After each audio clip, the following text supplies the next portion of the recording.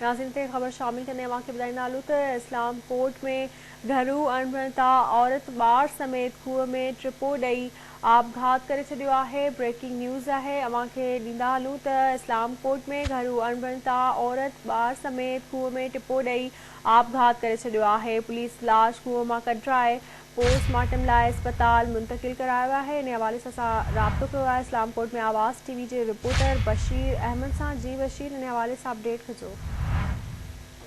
जी बिल्कुल, इहो अफ़सोसनाक वाक़ियो ॾाहली तालके जे ॻोठ बडाणी में घरू झगड़े सबब नौजवान नारी जेका मासूम थी समेत खूह में टिपो ॾेई आपघात करे छॾियो आहे। जॾहिं त 22 वरह जी इहा सकीना ज़ाल अब्दुल रज़ाक समेत जो ऐं पंहिंजी मासूम जेका ॿारड़ी हुई 1 साल जी अमीरा समेत मजमूई तौर ख़ुदकशी करे पंहिंजी जेका ज़िंदगी जो अंत आणी छॾियो आहे।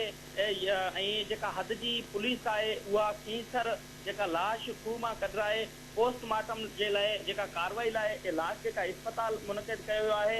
यादि रहे त थरपारकर में जेके ख़ुदकशियूं आहिनि उहो रोज़मरह जो महमूल बणिजी वियूं आहिनि। जॾहिं त पुलिस तरफ़ां जेका ख़ुदकशियुनि जी जेका जांच नथी कई वञे, हर हिकु थींदड़ ख़ुदकशी जे पोयां जेका इहो चयो वञे थो त ज़हनी जेका दबाव जे सबबु या पंहिंजो घरू अणबणत ॼाणाए केस जेके फाइल बंदि कया वञनि था, नतीजे में ख़ुदकशियूं जेके आहिनि उहो थरपारकर जे माण्हुनि में जो नसीब बणियल आहिनि ऐं रोज़मरह जो जेका महमूल बणिजी चुकियूं आहिनि। जी जी बशीर, वॾी महिरबानी अव्हांजी।